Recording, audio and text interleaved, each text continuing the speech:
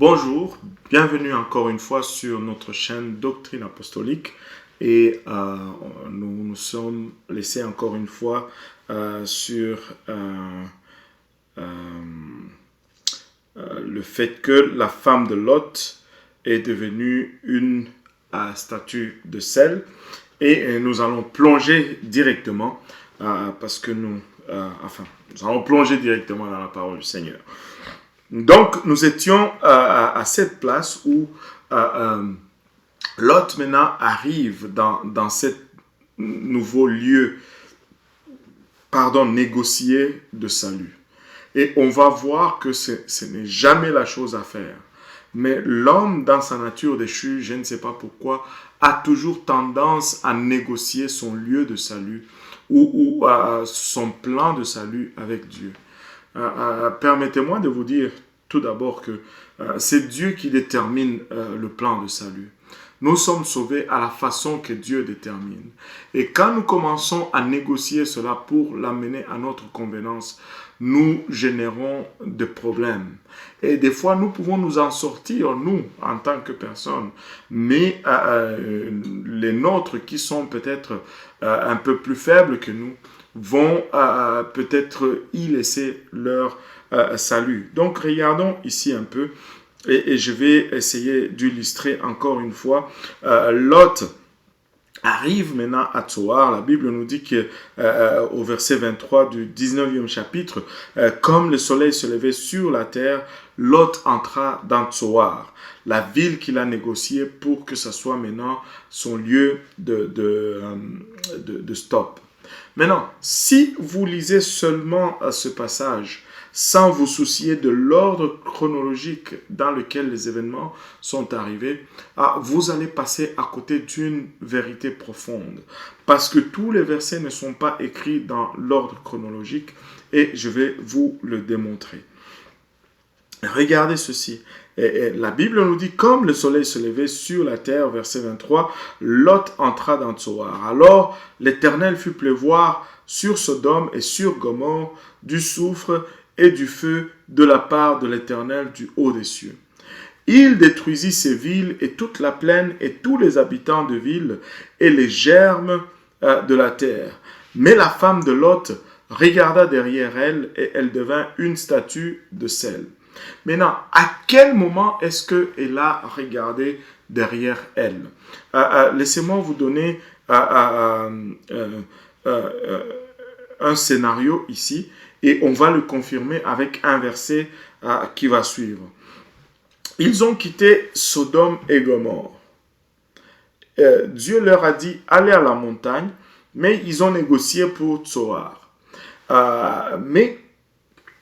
Et Dieu dit, rien ne va arriver jusqu'à ce que vous arrivez au lieu de sûreté.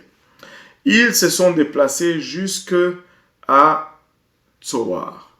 Et la Bible est très claire que lorsqu'ils arrivent à Tsoar, c'est là que la destruction commence à tomber sur Sodome et Gomorrhe. Donc, la femme de Lot n'a pas regardé en arrière entre Sodome et Tsoar parce que la destruction n'avait pas encore commencé. Il n'y avait rien pour attirer le regard en arrière. Il n'y avait pas encore un objet de curiosité en arrière. Mais regardez ceci.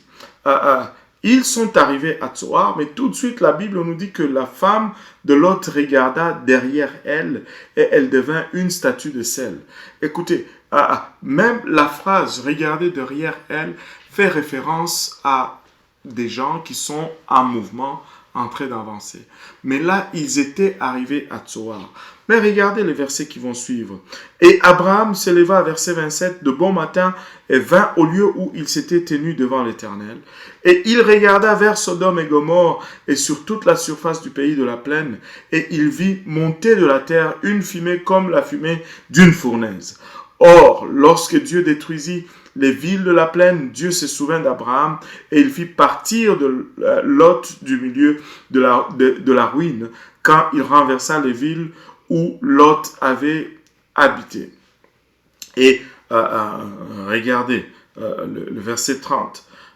Et Lot monta de Tsoar et habita dans la montagne avec ses 2 filles, car il craignait de demeurer dans Tsoar, et il demeura dans une caverne, lui et ses 2 filles. Au fait, quand ils sont arrivés à Tsoar, la destruction a commencé. Mais ils étaient tellement proches de Sodome et Gomorrhe qu'ils ont senti cette pression de la destruction. Ils n'ont pas pu rester à Tsoar. Ils se sont levés de Tsoar pour aller maintenant où? Vers les montagnes d'où Dieu leur avait dit dès le commencement, aller dans les montagnes. Ils se sont maintenant levés pour quitter Tsoar et aller à la montagne. Et il est clair que c'est entre Tsoar et la montagne que la femme de Lot a regardé en arrière, et c'est là qu'elle est devenue une statue de sel. Alléluia. Pourquoi est-ce que mes poumons a donné tous ces détails? Parce que c'est Lot qui a négocié ce lieu de sécurité. Si ils étaient allés juste dans la montagne, comme la Bible nous dit ici, ils sont allés et il demeura dans une caverne, lui et ses 2 filles. Ils sont allés dans la montagne, ils sont entrés dans une caverne. Si ils n'avaient pas négocié ceci, rien, aucune destruction n'allait commencer tout le long de leur chemin, parce que l'accord de Dieu, c'était que Dieu ne va rien commencer jusqu'à ce qu'ils entrent ou ils arrivent dans le lieu de sécurité. Et le fait d'avoir négocié un lieu plus proche les a forcés à marcher alors que la destruction était encore en train de prendre place, était encore en cours. D'où la femme a regardé en arrière. S'ils étaient déjà dans une caverne, elle aurait peut-être, qui sait, évité de regarder en arrière. Écoutez, bien-aimés, lorsque vous négociez avec Dieu, vous négociez toujours à rabais. Ils auraient dû se rendre directement dans la montagne. Et la suite de l'histoire devient encore un peu plus sombre. La Bible nous dit au verset 31, et l'aîné dit à la plus jeune, notre père est vieux, il n'y a personne sur la terre pour venir vers nous, selon la coutume de tous les pays. Viens, faisons boire du vin à notre père et couchons avec lui, afin que nous conservions la race de notre père. Elles firent donc boire du vin à leur père cette nuit-là, et l'aîné vint et coucha avec son père, mais il ne s'aperçut ni quand elle se coucha, ni quand elle se leva. En d'autres termes, elles ont commis l'inceste avec leur père. Et le lendemain, l'aîné dit à la plus jeune, voici, j'ai couché la nuit passée avec mon père, faisons-lui boire du vin encore cette nuit, puis va coucher avec lui, et nous conserverons la race de notre père. Elles firent donc encore cette nuit-là boire du vin à leur père. Et la plus jeune s'éleva et coucha avec lui, mais il ne s'aperçut ni quand elle se leva, ni quand elle se coucha, ni quand elle se leva. Et les 2 filles de Lot conçurent de leur père. Et l'aîné enfanta un fils et l'appela du nom de Moab, qui signifie issu de mon père. C'est le père de Moabites jusqu'à ce jour. Et la plus jeune aussi enfanta un fils et elle l'appela du nom de Ben-Ami, fils de mon peuple. C'est le père des enfants d'Amon, ou le père des Ammonites jusqu'à ce jour. Et regardez maintenant où la boucle se ferme ici. Lot se retrouve dans cette caverne et là, il enfante par inceste avec ses 2 filles, mais ce n'est pas anodin. La première fille donne naissance aux Moabites et la deuxième fille donne naissance aux Ammonites, Moab et Ammon. Et ces 2 vont devenir 2 peuples qui ont fait la guerre à Israël tout le long. Souvenez-vous quelques leçons en arrière. Je vous avais parlé du fait que Abraham n'avait pas écouté totalement ce que Dieu lui avait demandé. Il devait laisser Lot en arrière. Mais il a pris son neveu, son raisonnement était du point de vue humain très correct. Le père de Lot était décédé, le grand-père était décédé, excusez-moi, et Lot n'avait plus de famille, et c'était pénible pour Abraham de laisser son neveu sans famille. Qu'allaient dire les gens autour? Quel type d'oncle était-il? Mais malheureusement, ce n'était pas ça ce que Dieu lui avait demandé. Et parce qu'il n'a pas écouté vraiment tout ce que Dieu lui avait demandé, il s'est retrouvé avec toute une série de problèmes, non seulement pour lui, mais une série de problèmes même jusqu'à sa descendance. Israël devait lutter contre les Ammonites et contre les Moabites tout le long de leur existence.